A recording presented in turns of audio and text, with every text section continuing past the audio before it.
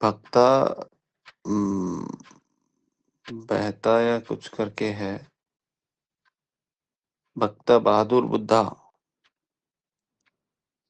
अब देखिए आपका माइक अनम्यूट हो रहा है क्या? अच्छा, माइक तो अनम्यूट होता है।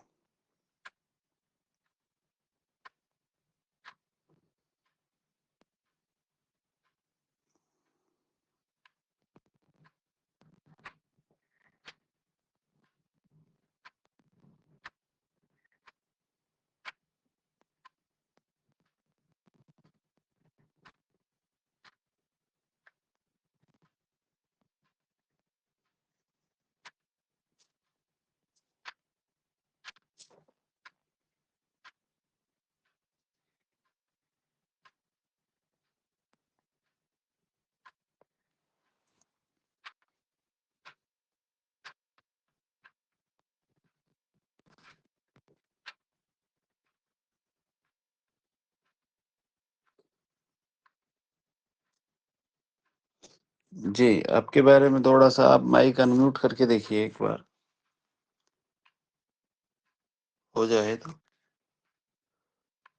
नहीं हो रहा है। ओके,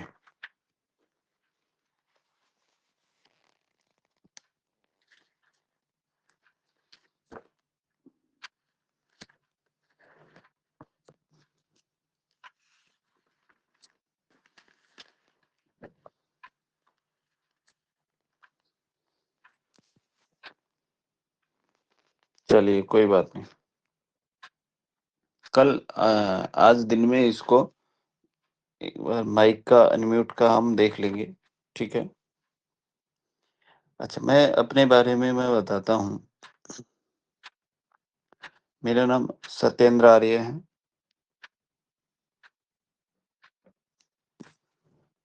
ठीक है? और मैं भिवानी हरियाणा से हूँ। मेरा अपना पारंपरिक चिकित्साओं में इंटरेस्ट रहा है शुरू से।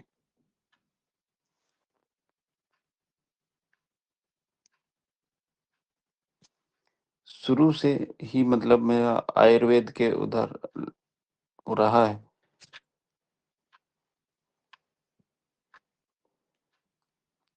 और मैं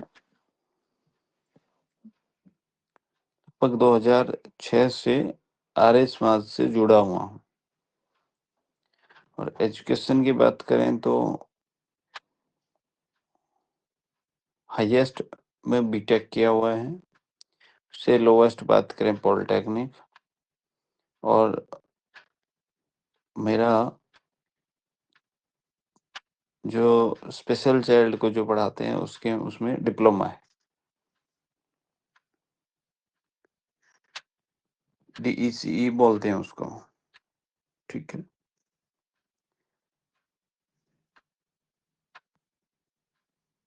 और टीच कैसे करते हैं, कैसे किसी को कोई चीज़ समझाई जा सकती है, उसमें मेरी एक्सपर्टीज़ है। स्पीच कैसे हमें देनी है, कैसे नहीं देनी है, उसमें मेरा 1 ईयर का डिप्लोमा है। और 5 साल मुझे न्यूरोथेरेपी करते हुए हो गए।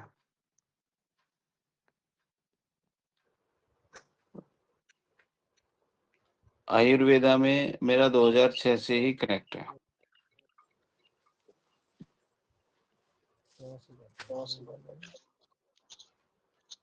ठीक है, ये मेरा बैकग्राउंड है या मेरा इंट्रोडक्शन है, ठीक है? भक्ता बहादुर बुद्धा जी का माइक अनम्यूट हो गया है। आप बताइए अपने बारे में, जिससे मैं मुझे थोड़ा-सा पता। मैं बम्बई में रहता हूँ। I belong from Nepal. मेरा एजुकेशन हायर एजुकेशन है बैचलर ऑफ बिजनेस एडमिनिस्ट्रेशन। और मेरा ये अल्टरनेटिव थेरेपी में ये हम मेरी मिसेस हेमा बुद्धा 20-25 साल से काम कर रही है, तो इसीलिए थोड़ा सा इंटरेस्ट है।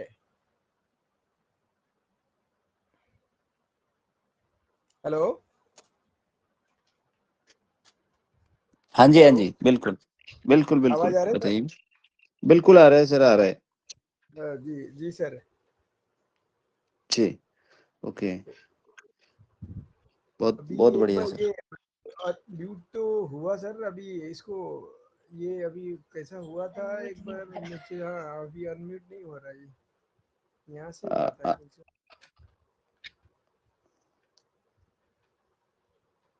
हम्म, हाँ यहाँ से। मैं अनम्यूट कर रहा हूँ सर। जी,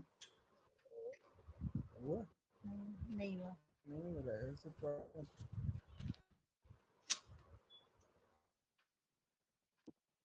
मैं आपको म्यूट कर रहा हूँ, फिर आप अनम्यूट करिएगा। हेलो। हाँ जी, हाँ सर जी। इनका ही मेरा तो अनम्यूट हो ही नहीं रहा है, मैं ही बोल मैं देती ही हूँ बोल देती हूँ। अच्छा, हाँ जी, हाँ जी। क्योंकि दोनों डिवाइस से आपने बोला था कि ऑन करेंगे तो रिकॉर्डिंग रहेगा, तो ऑन लॉगिन करना पड़ेगा ना सर दोनों डिवाइस से। हाँ, नहीं वो आप मतलब आपने अभी तो ज्वाइन हो गए ना, मेरा तो यही था कि आप ज्वाइन नहीं हुए। कोई नहीं। नहीं, मैंने तो ज्वाइन किया ना सर, हाँ, तो मैंने सोचा कि अगर ज्वाइन नहीं, ये क्लास अटेंड नहीं करेंगे तो ऑन नहीं करेंगे तो फिर इन केस कभी मिस भी हो गया तो फिर देखने को नहीं मिलेगा, इसलिए मैंने अलग नहीं, से नहीं दो मिलेगा, डिवाइस से। मिलेगा, मिलेगा, मिलेगा, मिलेगा। अच्छा अच्छा अच्छा, तो एक ही डिवाइस से भी कर सकते हैं ना सर? हाँ, एक डिवाइस से कर सकते हैं। अच्छा सर, अभी इनका तो हो गया और ये अनम्यूट हो गया, लेकिन अभी म्यूट नहीं हो रहा है। म्यूट में हाँ कर दूंगा, कोई बात नहीं। हाँ जी हाँ जी हाँ जी। और सर ये एक्चुअली मैंने 2000 में इकोनॉमिक्स से मास्टर किया था, हमने भी हरियाणा में ही ग्रेजुएशन किया है जिंदल कॉलेज में। बचपन से हरियाणा में थे, मेरे daddy geological survey of India department में थे, तो हम लोगों ने वहीं स्टडी किया था। फिर शादी करके मैं मुंबई आई, तो मुंबई में मैंने, मेरी डॉक्टर शिवा अल्टरनेटिव हीलिंग में डॉक्टर थी, उनका होलिस्टिक क्लिनिक था, तो वहाँ मैंने ज्वाइन किया था एज अ मास्टर्स किया था इकोनॉमिक्स में, तो अकाउंट सेल वगैरह मैनेजमेंट के लिए, मैनेज करने के लिए ज्वाइन किया था, लेकिन मुझे इसमें बहुत इंटरेस्ट आया। जो उधर वो लोग रेकी, अल्टरनेटिव हीलिंग थेरेपी में एरोमा थेरेपी, फुट रिफ्लेक्सोलॉजी, शियात्सु और ये सब, बाग फ्लावर रेमेडी, बहुत सारी उनका ये था, weight loss programme, health consultation, counselling, ये सब था, तो मुझे बहुत इंटरेस्ट आया इसमें, तो धीरे धीरे मैं अपना अकाउंट अकाउंट करते करते भी सीखने लगी, बहुत आउट ऑफ माई ईगरनेस।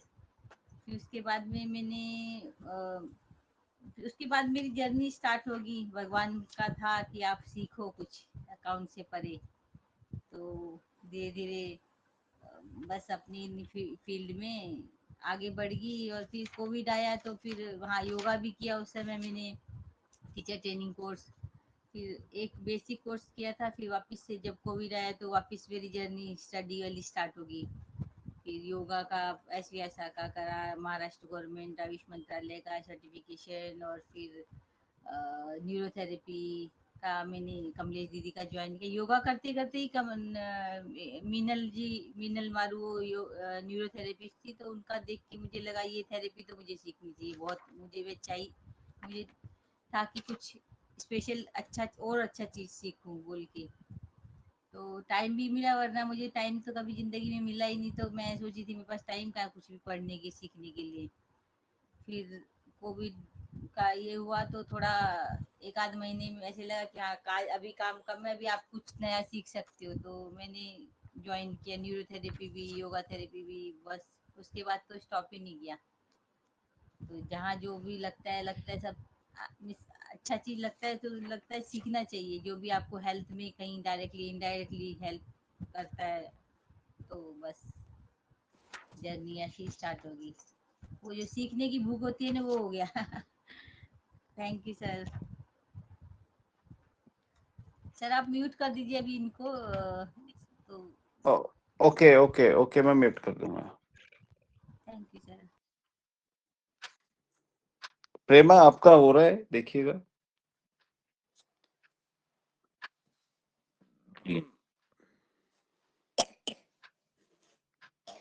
ठीक है, अभी 5 लोगों में से मतलब 3 लोग अभी ज्वाइन हैं, है ना?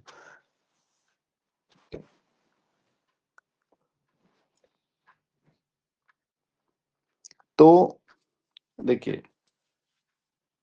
जो हमारा वैदिक ट्रेडिशन रहा है, वो वैदिक ट्रेडिशन बहुत हाईली स्पिरिचुअल रहा है, बहुत हाईली स्पिरिचुअल रहा है, ठीक है? और वो एकदम प्योर नॉलेज रही है, और वो प्योर नॉलेज जो हमारे यहाँ ऋषिज हुए हैं, उनके हार्ट में आई है, उनके दिल में आई, उनके मतलब वो दिल से निकली हुई वो प्योर नॉलेज है वो। और वो जो दिल या हार्ट जो है, वो ऋषि थे, वो प्योरली बहुत हाई लेवल पे स्पिरिचुअल थे, बहुत आध्यात्मिक थे, मतलब वो मेडिटेशन करते थे बहुत हाई लेवल पे। और ऐसा नहीं है कि ये जो नाड़ी विज्ञान है, ये किसी व्यक्ति ने बना दिया, ये किसी की व्यक्ति का बनाया हुआ नहीं है। ये जो व्यक्ति या जो ऋषि हाई लेवल पर मेडिटेशन करते थे, उनके माइंड, उनके मतलब हार्ट में जो नॉलेज है या माइंड में जो नॉलेज है, वह नॉलेज है ये।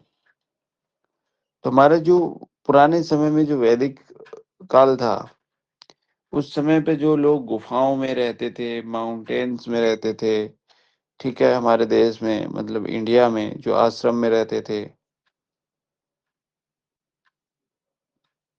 ठीक है, उनके पास जो रह करके, और ये जो मतलब हमारे यहाँ इस नॉलेज को माउथ टू माउथ ये फैला, ठीक है। उन जो रहते थे उनके पास स्टूडेंट जाते थे, और स्टूडेंट विदेशों से भी आते थे, इस बात का आपको पता है। मतलब स्टूडेंट जो है गुरु के घर में जा करके वो सीखते थे।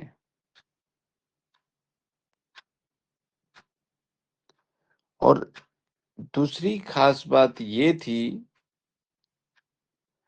कि जो ऋषिज थे, मतलब जो हमारे यहाँ ऋषि महर्षि जो लोग थे, वो इस नॉलेज को यदि इम्पार्ट करते थे,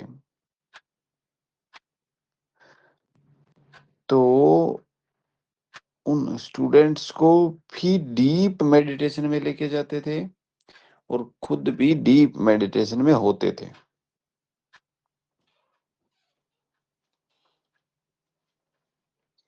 और हमारे यहाँ पर पहले रिटर्न में नहीं होता था, ओरल ट्रेडिशन होता था, ओरल ट्रेडिशन टीचिंग करने का, कोई बुक नहीं थी। और जो स्टूडेंट थे, वो इस नॉलेज को मतलब अपने ब्रेन में स्टोर करते थे, और वो अपनी लाइफ का एक पार्ट बनाते थे, ठीक है। तो यानी कि कोई बुक नहीं थी, और मेडिटेशन से ये चीज आई। और ऐसे ही मतलब ऐसा मेडिटेशन से, और उससे मैं क्यों बता रहा हूँ आपको, क्योंकि जब पहले कोई बुक ही नहीं थी और ये नॉलेज आई, तो किसी व्यक्ति ने बुक नहीं लिखी, और ये नॉलेज मतलब ऐसे ही आती गई, तो ये ओरल नॉलेज आती गई। और वो किसी ने कोई जैसे मेडिटेशन करते थे, तो उससे उनको नॉलेज होती गई। मतलब यानी कि डायरेक्ट ईश्वर से कनेक्शन उनका था, या ये कहें कि ब्रह्मांड से, तो उससे वो नॉलेज होती गई।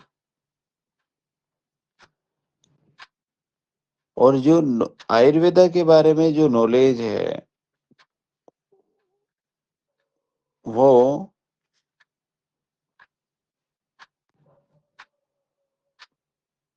इसी प्रकार से एक्सपेरिमेंट से और दिल से वो नॉलेज आती गई।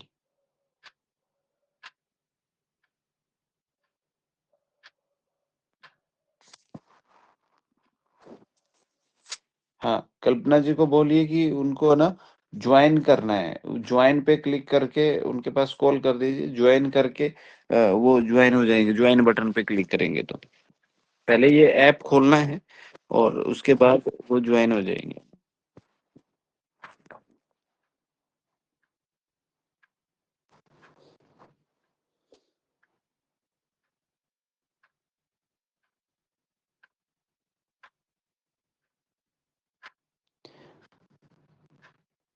जब वैदिक काल था तो वैदिक काल में जो इंफॉर्मेशन या जो नॉलेज मतलब जो अनलॉक हुआ,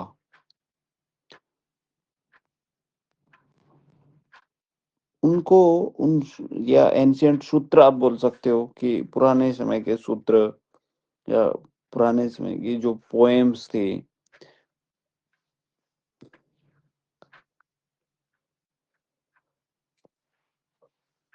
पुराने समय की मतलब कि हम सतयुग की बात कर रहे हैं।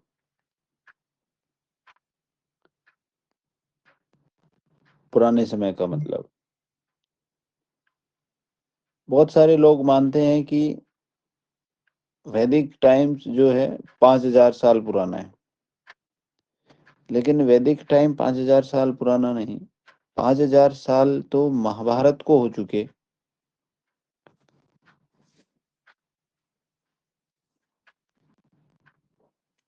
ठीक है जी, 5000 साल महाभारत को हो चुके हुए, 5125 या 126 साल, तो उससे ये तो लास्ट था, यहाँ से कलयुग शुरू हुआ था।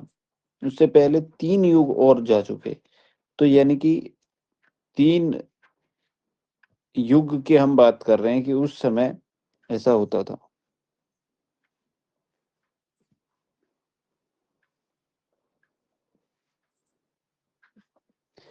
और आपने सुना होगा सूत्र, संस्कृत वर्ड है सूत्राज। तो सूत्र उसका मतलब क्या होता है? उसका मतलब होता है कि कोई चीज स्टिच कर रखी हो धागे से,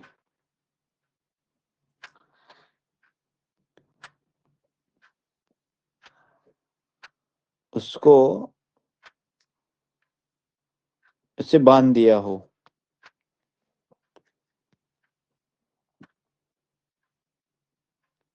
तो जो वर्ड्स, जो मतलब कि कोई जो सूत्र वो कन्वे हुआ हमारे हिडन कॉन्शियस सबकॉन्शियस माइंड में, तो उसको क्या करना है कि कॉन्शियसनेस में लेके आना है।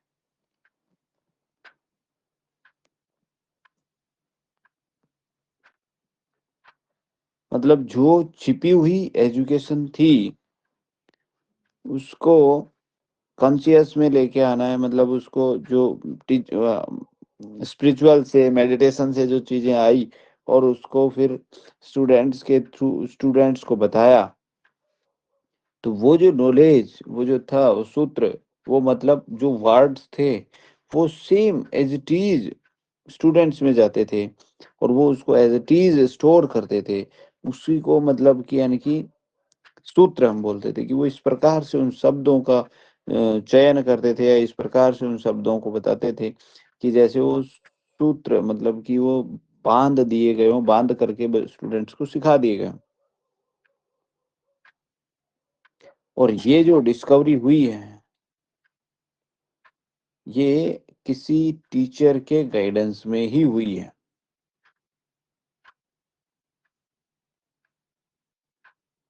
अदरवाइज नहीं हो सकती।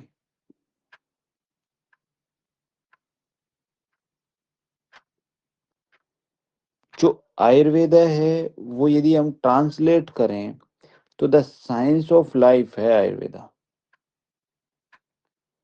आयुर्वेदा साइंस ऑफ लाइफ है। आप आयुर्वेद के बिना जी नहीं सकते। अब जब सुबह उठते हैं तो आयुर्वेद से शुरू करते हैं और रात को सोते हैं तो भी आयुर्वेद से सोते हैं। इस बात का आपको पता है?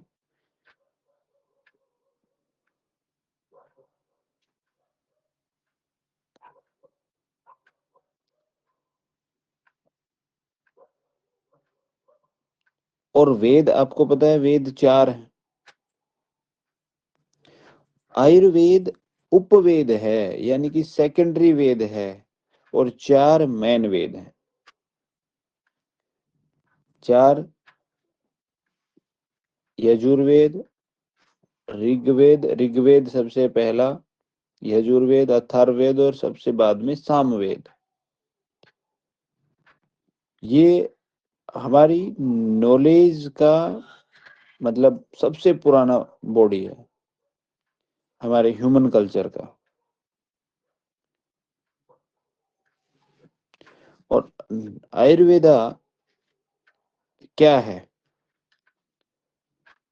हम आज तक आयुर्वेदा को यही मानते आए हैं कि आयुर्वेदा मतलब दवाइयां। आयुर्वेदा, यदि हम बात करें, the knowledge contain in Ayurveda deals with the nature, scope and purpose of life. कि जो आयुर्वेदा की जो नॉलेज है वो आपको नेचर के साथ कैसे डील करना है वो सिखाता है। हमारी लाइफ के पर्पज से हमें जीने के लिए किस प्रकार से क्या क्या स्कोप हो सकते हैं, क्या ऑप्शन हो सकते हैं, कैसे डील करना है, वो आयुर्वेदा सिखाता है।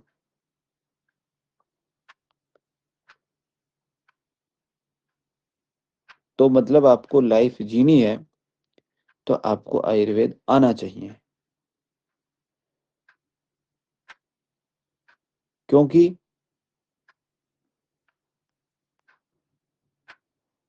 किस मौसम में क्या खाना है कि नहीं खाना है, कब खाना है, कितना खाना है, और किसको खाना है, किसको नहीं खाना, इन सब का जो नॉलेज है वो आयुर्वेदा देता है। आज वर्तमान समय में जितने भी डाइटिशियन हैं वो कुछ आयुर्वेदा को पढ़ करके और कुछ अपने दिमाग से या अपने मन मर्जी से आ, मतलब उसको करते हैं। प्रॉपर आयुर्वेदा के बारे में उनको नॉलेज नहीं है।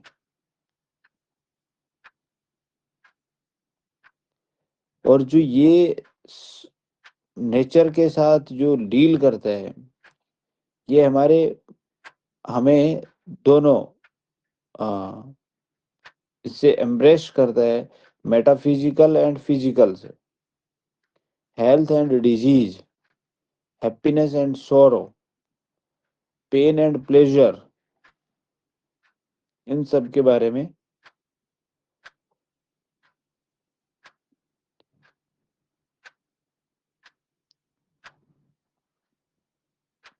कि जब हम डेली लाइफ में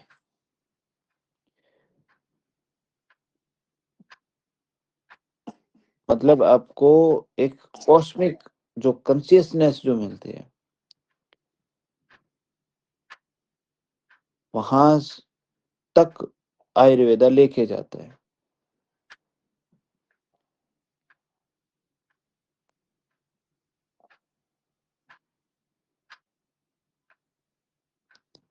आप शुरू से जब उठते हैं तो जो प्राणायाम करना है, क्या करना है, वो आयुर्वेदा में बताया गया है। सुबह उठ करके क्या पीना है, गर्म पानी पीना है कि ठंडा पानी पीना है कि कोई जूस लेना है, तो आयुर्वेदा में बताया गया है। सब्जी में क्या डालना है, क्या नहीं डालना है, वो सब चीजें और किसके साथ क्या मैच होगा वो सब आयुर्वेदा में बताया गया है। वेद मतलब कि ईश्वरीय ज्ञान। वेद का अर्थ होता है ईश्वरीय ज्ञान। जिस प्रकार हमारे गुरुजी डॉक्टर लाजपत राय मेहरा जी ने न्यूरोथेरेपी किसी बुक से नहीं पढ़ी। वो बहुत हाईली स्पिरिचुअल व्यक्ति थे, एक ऋषि थे, मतलब ऐसा कह सकते हो आज के युग के समय में।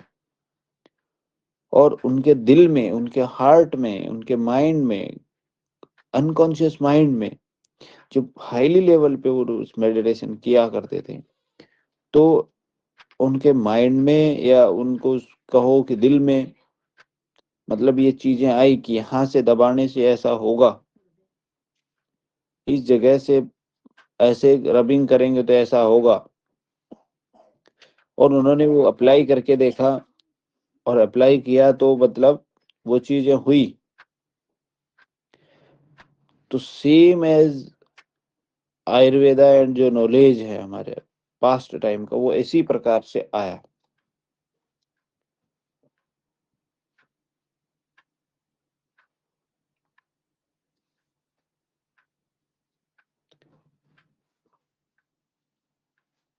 हमारे यहाँ जो आयुर्वेदा में जो 6 सिस्टम है, इंडियन फिलोसफी में 6 सिस्टम है, नस्य, विशेषिका, सांख्य, योग, मीमांसा, वेदांत। और जो बाद में जो मतलब बाद में आयुर्वेदा जो इंक्लूड हुआ वो बुद्धिज्म ने किया था। सांख्य फिलोसफी जो सिस्टम है, सांख्य फिलोसफी वो मतलब उसी के ऊपर वो बेसिक है आयुर्वेदा का, सांख्य फिलोसफी।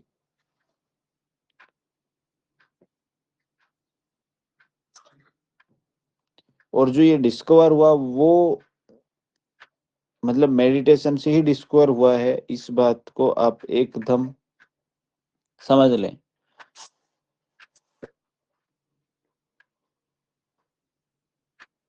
ये ऐसा मान सकते हो या मतलब बोल सकते हो कि आयुर्वेदा वो हमारी डेली लाइफ के जो डेली लिविंग लाइफ है या जो हमारी डेली का जो सिस्टम है नॉलेज का जो वो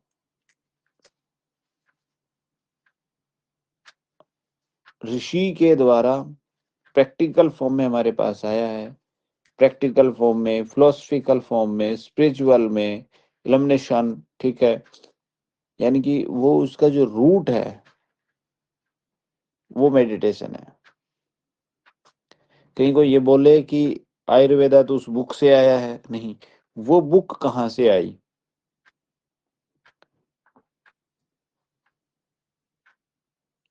ठीक है, क्योंकि किसी भी समस्या या कोई भी मतलब उसके रूट तक, जैसे हम न्यूरोथेरेपी में पहुंचते हैं ना, उसके रूट तक पहुंचते हैं। तो उस रूट तक पहुंचना मस्ट इम्पोर्टेंट है। हमें ये बात एकदम एग्जैक्ट पता होनी चाहिए कि उसका रूट कोज क्या है। जब तक आप रूट कोज पे नहीं पहुंचोगे तब तक कोई फायदा नहीं है कि उसको सीखने का।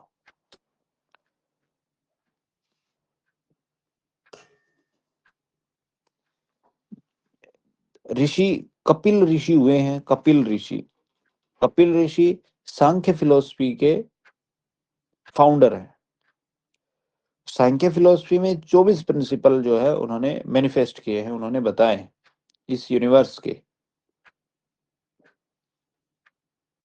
उन्होंने पुरुष पुरुष इज मेल एनर्जी, उन्होंने बताया कि पुरुष जो है वो एक मेल एनर्जी है और प्रकृति प्रकृति फीमेल एनर्जी है। तो यानी कि दो चीजें हुई, पुरुष और प्रकृति। तो पुरुष मतलब कि मेल एनर्जी जो है उसको पुरुष बोलते हैं, पौरुष बोलते हैं। पौरुष ऐसे सुना है ना, पौरुष।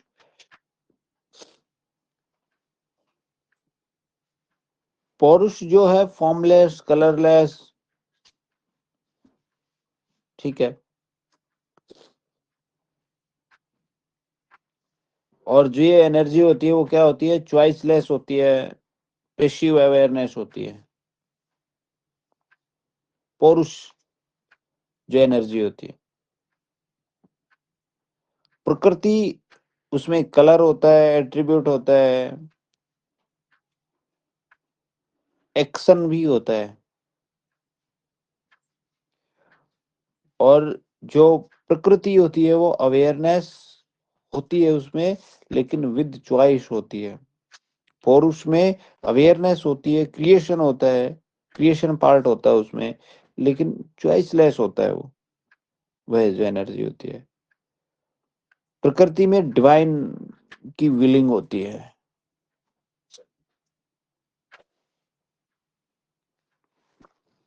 मतलब कि कोई पुरुष है तो वो उस एनर्जी के बारे में सांख्य दर्शन, सांख्य फिलोसफी में बता रहे हैं कि पुरुष का क्या होता है और स्त्री का क्या होता है।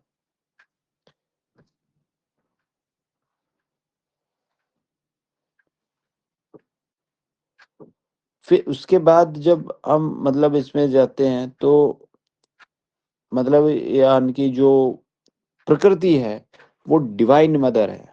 प्रकृति डिवाइन मदर है। दो प्रकार की एनर्जी बताई ना, पुरुष एनर्जी, पौरुष एनर्जी और प्रकृति एनर्जी। तो प्रकृति एनर्जी डिवाइन मदर है।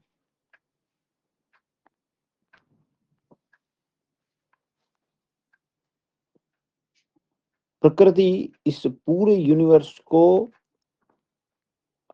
क्रिएट करती है। प्रकृति एनर्जी, ये जो पूरा ब्रह्मांड हमें दिख रहा है, ये इसको क्रिएट करती है प्रकृति एनर्जी, यानी कि फीमेल एनर्जी बना सकती है इसको। और पौरुष जो है वो इसका विटनेस है।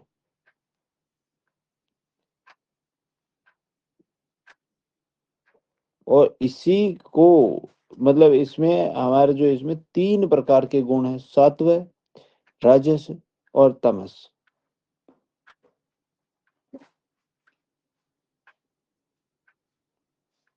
सत्व जो है वो प्योर एसेंस होता है। राजस जो होता है रजगुण, वो मूवमेंट होता है उसमें। और तमस, तामसिक प्रवृत्ति तो इंशर्या होता ही है।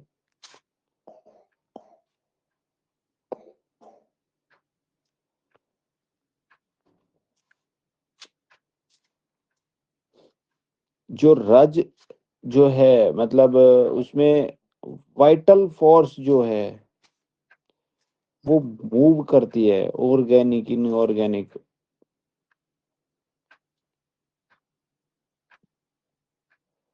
जैसे जो राजसी प्रवृत्ति के, जैसे कि आज मोदी जी हैं, उनका जो रज गुण है वो एक्टिव है। तो अब उनमें क्या है कि उनकी पूरी लाइफ में क्या हो रहा है, ऑर्गेनिक इनऑर्गेनिक की तरफ पूरी यूनिवर्स में मतलब उसको वो कर रहा है वो, है ना। और सत्व और तमस, सत्व जो मतलब जैसे ब्रह्मा की तरफ जो, या ऐसा कहें कि मेडिटेटिव जो हैं, उनको सत्व गुण के कारण। और जो रज है वो काइनेटिक प्रोटेक्टिव फोर्स जो है, नहीं हाँ मतलब रज है ना, भगवान विष्णु जिसको बोलते हैं, वो गुण उनमें होता है। ठीक है, तो अपना गुण हमें पता होना चाहिए कि मैं रजस गुण प्रकृति का हूँ, कि तामसिक हूँ, कि सात्विक हूँ। और ये मैं आपको क्यों बता रहा हूँ, क्योंकि जब आपके पास पेशेंट आता है तो आपको उसका ये पता लगना चाहिए कि वो सात्विक है, तामसिक है, कि राजसिक है। इन गुणों में से आपको तीन गुणों में से उसकी पता होना चाहिए, तीनों गुण, कि वो कैसा है।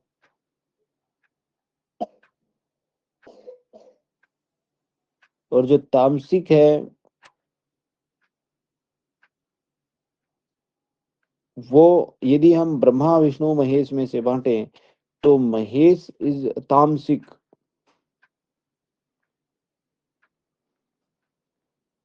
मतलब जो पोटेंशियल डिस्ट्रक्टिव फोर्स, महेश बोलते हैं उसको, तो यानी कि काइनेटिक प्रोटेक्टिव फोर्स विष्णु और पोटेंशियल डिस्ट्रक्टिव फोर्स महेश, और जो क्रिएशन है वो ब्रह्मा है।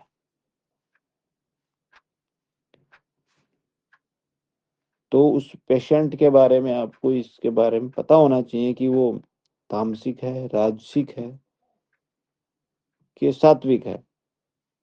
आगे जब हम और आगे चलेंगे तो इन गुणों के आधार पे हम ट्रीटमेंट सीखेंगे, इन गुणों के आधार पे हम नाड़ी को जानना सीखेंगे।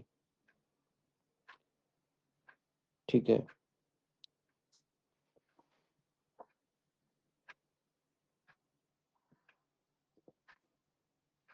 जो प्रकृति है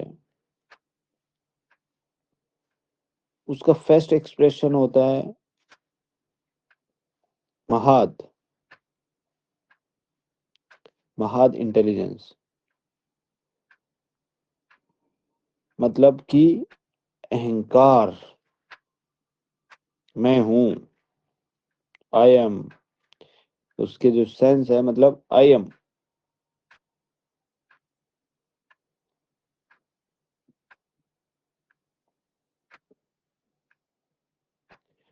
और यदि ये अहंकार, इसका हम रिजल्ट देखें तो ये 3 गुणों से, जो 3 गुण मतलब उनसे इन्फ्लुएंस हुआ है।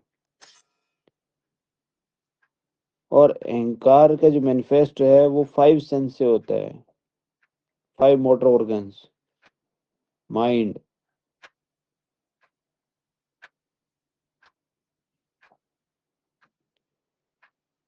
जो माइंड है वो किससे, मतलब 5 ऑर्गन से, और माइंड सत्व और रज के ऑर्गेनिक यूनिवर्स से।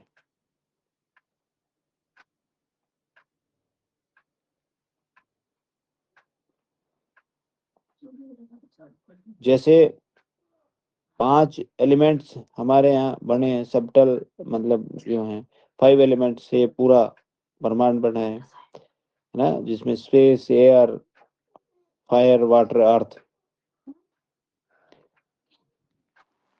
ठीक है, आकाश, हवा, आग, पानी, भूमि,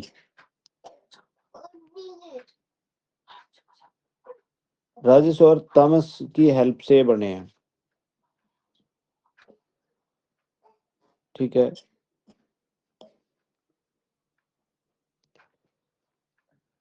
तो जो ये ऐसा क्यों बताया, क्योंकि जब हम आगे चल के 5 एलिमेंट्स को जानेंगे, किसी प्रकृति, किसी व्यक्ति के नेचर को जानेंगे, तो उसमें इन 5 एलिमेंट्स में से कौन सा बढ़ा हुआ है इस यूनिवर्स में से, उसको मतलब क्या मिल रहा है, आपको कौन सा एलिमेंट्स का ट्रीटमेंट करना है, किसको बढ़ाना है, किसको घटाना है, तो ये उसमें आपको हेल्प करेगा। हो सकता है फर्स्ट टाइम में आपको ना समझ में आए, लेकिन आप एक बार फिर से या 2-4 क्लास से जब होंगी, आपको धीरे धीरे इसके बारे में समझ में आना शुरू हो जाएगा। तो हम एक केवल इंट्रोडक्टरी आज हम कर रहे हैं कि हमें ये पता चले कि नाड़ी की शुरुआत मतलब कैसे हुई, केवल वो हम जान रहे हैं, ना कि नाड़ी।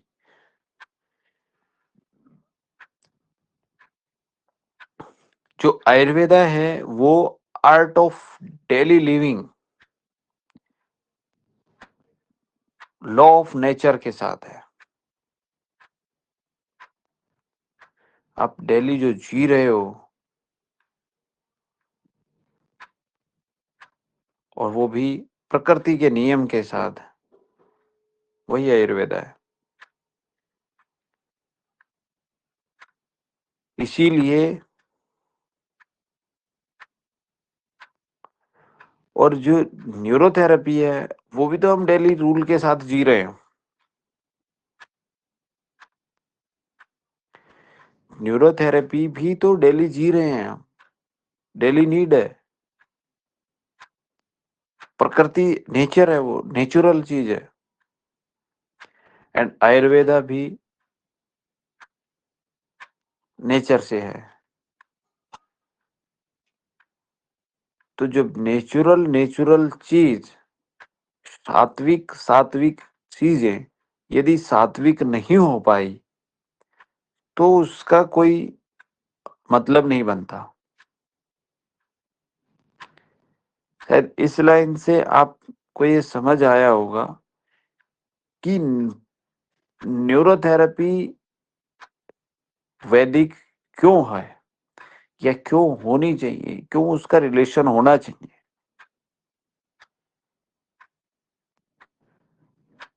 न्यूरोथेरेपी का जो गुण है, 3 गुणों में से वो सात्विक है।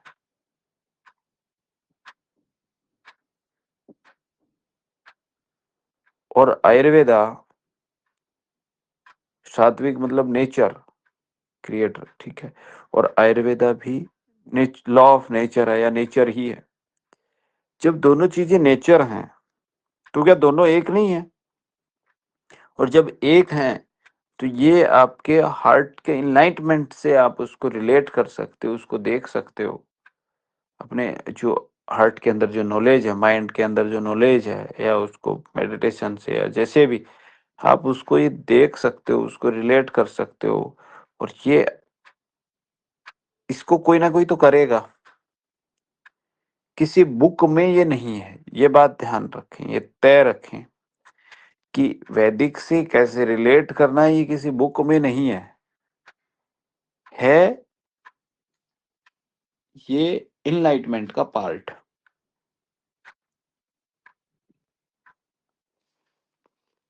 क्योंकि आयुर्वेदा में भी बताया गया है कि कैसे आपको प्रिवेंशन रखने, और न्यूरोथेरेपी में भी डिजीज से कैसे, मतलब अनहेल्दी पर्सन को कैसे क्योर करना है, कैसे प्रॉपर डाइट देनी है, लाइफस्टाइल क्या रहेगी, ठीक है, पंचकर्मा या रिजुवेंशन, मतलब ये अंडरस्टैंडिंग दी है। और हमें पल्स के बारे में बेसिक अंडरस्टैंडिंग दी है। और इसी पल्स की जो टेक्निक है उसको नाड़ी विज्ञान कहते हैं। आज मॉडर्न साइंस में बीपी जो नापते हैं वो कहाँ से नापते हैं?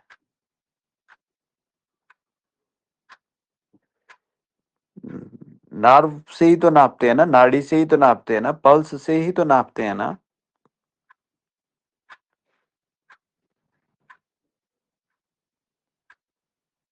पल्स मतलब कि सिस्टोल एंड डिस्टोल,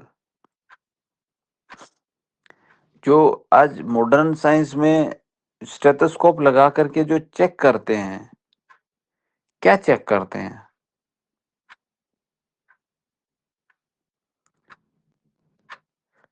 वो सिस्टोलिक एंड डिस्टोलिक ही तो चेक करते हैं।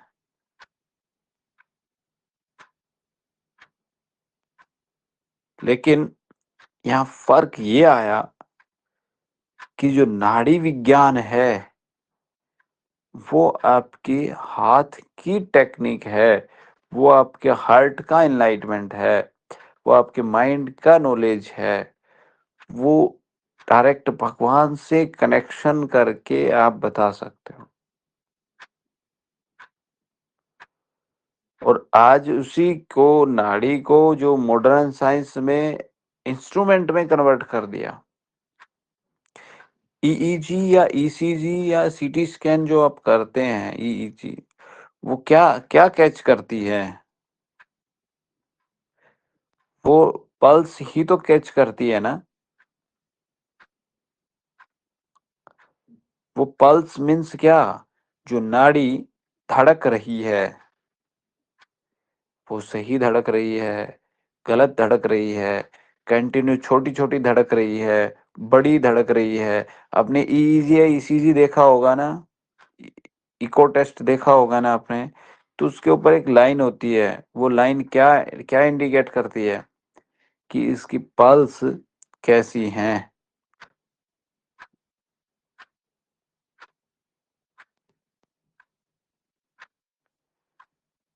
बट वो मशीन से ली गई हैं, लेकिन वो मशीन आपके हाथ में भी है, आपकी 3 उंगलियों में है। फर्स्ट, सेकंड, जो इंडेक्स फिंगर, मिडल फिंगर और रिंग फिंगर में, इन 3 में आपकी वो मशीन लगी हुई है। इन 3 में 27 मशीनें आपकी लगी हुई हैं, ये ध्यान रखें आप। इन 3 फिंगर में नाड़ी विज्ञान की 27 मशीनें लगी हुई हैं, 27 सेंसर एक हाथ में, और यदि दूसरे हाथ से चेक किया तो 27 उसमें है। यानी कि टोटल 54 मशीन्स, 54 कैमराज लगे हुए हैं आपके हाथ में, ये देख लें। तो यानी कि आप कितने पावरफुल हो कि वहां कहीं एक मशीन, कहीं दूसरी मशीन, कहीं वहां हॉस्पिटल में है कि नहीं है, लेकिन आपके हाथ में 54 कैमराज या 54 मशीन्स हैं, जो किसी भी अनहेल्दी पर्सन को या हेल्दी पर्सन की डिजीज के बारे में आप उसको बता सकते हैं।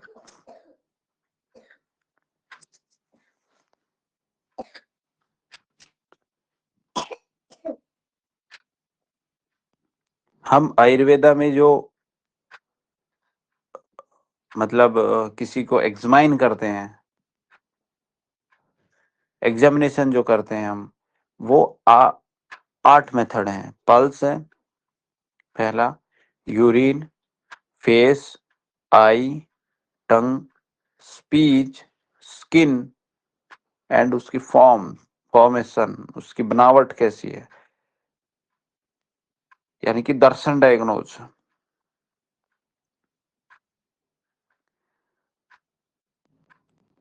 तो हम इस जो ये हमने जो शुरू किया है, इसमें मेन हमारा रहेगा नाड़ी, लेकिन उसके साथ साथ इन 7 चीजों के बारे में भी हम जानेंगे, और उसके साथ साथ हम जो उसका साइकोलॉजिकल क्या इम्पैक्ट आना चाहिए वो भी हम जानेंगे, और उसके साथ न्यूरोथेरेपी से कैसे कनेक्ट हम करें, न्यूरोथेरेपी में किस ऑर्गन या कैसे आप जान सकते हैं, उसके बारे में भी हम कैसे कर सकते हैं, कैसे नहीं कर सकते, तो पता चलेगा।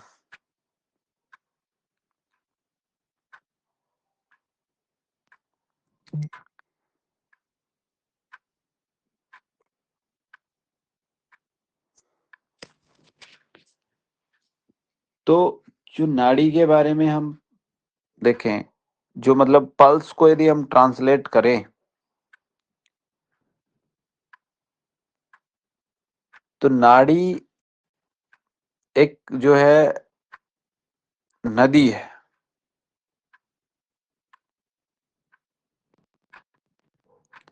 NADI है ना, नदी वर्ड, जो मतलब उसके लिए जो हम यूज करते हैं नाड़ी, नदी, मतलब उसका मतलब कि नदी मीन्स रिवर, जहां पर पूरी लाइफ का जो मतलब लाइफ की जो रिवर है वो बह रही है उसमें से, नाड़ी में से।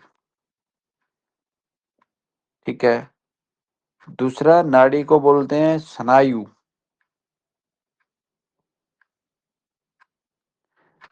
स्नायु मतलब कि लिटरली ट्रांसलेटेड एज सब कंटिन्यूअस टिश्यूज,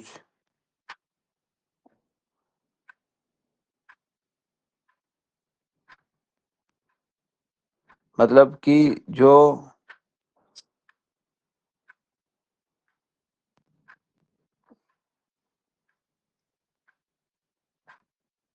और तीसरा जो बोलते हैं उसको बोलते हैं तंतु। नाड़ी को क्या बोलते हैं? तंतु।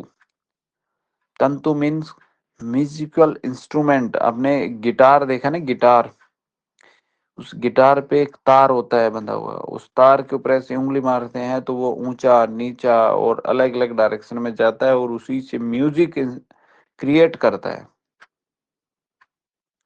और हम उसको सुनते हैं, और उसको सुन करके हमें क्या मिलता है? शांति मिलती है, कभी कभी हमें उत्साह मिलता है, कभी वही म्यूजिक हमें सैड कर देता है, कभी वही म्यूजिक हमें हंसा देता है, वही म्यूजिक हमें किसी चीज के लिए मोटिवेट कर देता है। दैट इज तंतु। तो वही नाड़ी हमें सब चीजों के साथ रखती है, कभी खुश होते हैं तो यानी कि नाड़ी की जो पल्सेशन है वो अलग बज रहा है, नाड़ी का म्यूजिक,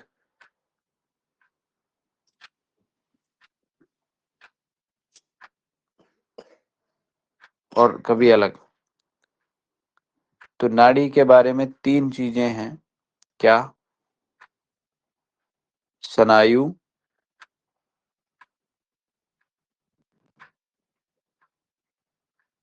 दूसरा तंतु, और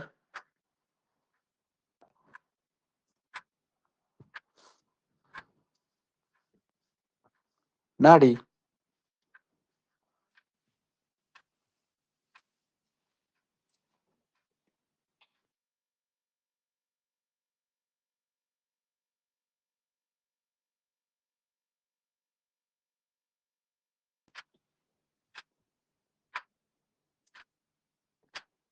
तो नाड़ी मतलब जो पल्स है, ठीक है, स्नायु, पहला नाड़ी, दूसरा स्नायु और तीसरा तंतु। तो 3 नाम से नाड़ी को जानते हैं, ठीक है जी। और इसका ब्रीथ के साथ भी बहुत ही पावरफुल कनेक्शन है, हम जो सांस लेते हैं उसके साथ, ठीक है। तो श्वास के साथ कैसे उसका कनेक्शन है, इन 5 एलिमेंट्स के साथ कैसे है, नाड़ी का प्रेडिक्शन कैसे करते हैं, ठीक है। 5 एलिमेंट्स मतलब कि अर्थ, है ना, एयर, फायर, वाटर, स्पेस, इनके साथ कैसे कनेक्शन है, और इन 5 एलिमेंट्स को वात, पित्त और कफ में कैसे डिवाइड करते हैं। ये वात, पित्त, कफ इन 5 एलिमेंट्स में से कैसे बने हुए हैं, और वात, पित्त, कफ कैसे किस फिंगर पर चेक करते हैं, उसके बारे में हम आगे की आने वाली क्लासेस के बारे में हम जो है जानेंगे, ठीक है जी। तो चेन्नई में जी एक्चुअली मैंने एफवाई बीकॉम किया है, और दूसरी बात मैं हर्बल लाइफ जो इंटरनेशनल हेल्थ के बारे में जो प्रोडक्ट है उसमें 10 साल से काम कर रही हूँ। मैं गीता सीख रही हूँ, मैंने एनएलपी किया है, वास्तुशास्त्र भी सीखा हुआ है। जी बहुत अध्यात्म मुझे बहुत अच्छा लगता है, इसलिए हिमा जी ने मुझे ये रेकमेंड किया, तो उनके लिए मैं शुक्रगुजार हूँ कि आपके साथ जुड़ने का जो मौका मिला है उसके लिए बहुत बहुत धन्यवाद। धन्यवाद। आपका जो मैंने अभी जो सुना बहुत बहुत अच्छा लगा सुन के। मीन्स कई जैसे कि डिवाइन एनर्जी है, कहाँ पे हम पहुंच गए वहां पे, ऐसा लगा। जी thank you. Thank you sir. Okay, बहुत बढ़िया। तो इसको ये मैं बता दूं कि जो सात्विक प्रकृति का जो व्यक्ति है, या कुछ राजसिक प्रकृति के व्यक्ति हैं, वो इसको सीख सकते हैं। तामसिक प्रकृति का व्यक्ति वो नहीं सीख पाएगा। दूसरा, ये एक और भी मैं बता दूं, आपके पास ट्रीटमेंट जो लेगा, प्रॉपर जो लेगा, वो सात्विक प्रकृति का ट्रीटमेंट व्यक्ति लेगा। सात्विक पेशेंट है वो आपसे ट्रीटमेंट लेगा। और कुछ जो राजसिक प्रकृति के हैं वो भी आपसे ट्रीटमेंट लेंगे। यदि रेशियो निकालें तो मान लो 100%, यदि सात्विक व्यक्ति 100% ट्रीटमेंट ले रहा है, तो राजसिक व्यक्ति 80% ले लेगा, 85% ले लेगा। ऐसा तामसिक प्रकृति का व्यक्ति वो 10-20% ही आएगा, चला जाएगा, मतलब तामसिक प्रकृति का कोई व्यक्ति होगा तो वो उस डिवाइन एनर्जी को या उसको नहीं समझ पाएगा। ठीक है, तो इससे आपको ये हेल्प मिलेगी कि किस प्रकार का नेचर है उस व्यक्ति का, सात्विक, तामसिक, राजसिक, और आपको उसका ट्रीट करना है कि नहीं करना। करना सबका है, लेकिन किस लेवल पे जाकर के करना है, तो उसके बारे में भी आपको इस आगे की क्लास में जानने को मिलेगा। ठीक है, जो है आज की क्लास में हम इतना ही रखते हैं, बाकी कल मिलते हैं। और आज की क्लास का जो रिव्यू है वो आप ग्रुप में डाल सकते हैं। ठीक है, थैंक यू, गुड डे।